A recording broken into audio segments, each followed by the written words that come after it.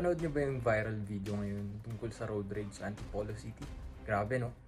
Dahil sa galit mo, nabugbog ka na, nakabaril ka pa, nakasakit ka pa sa mahal mo sa buhay, pinakamalala, nakulong ka pa.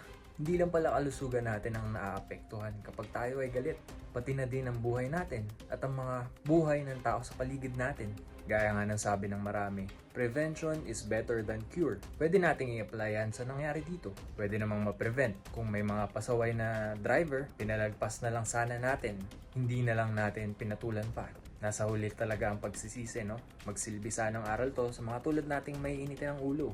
Nakita naman natin anong pwedeng mangyari sa atin at sa buhay ng mga mahal natin sa buhay kapag hindi natin nakontrol ang ating galit. Gayahin natin si Tatay Digong. Sobrang kalmado lang nung naaresto siya. Kahit na meron siyang karapatan para manggaliti sa galit. Kung ikaw nasa kalagayan ng driver ng SUV, ano gagawin mo?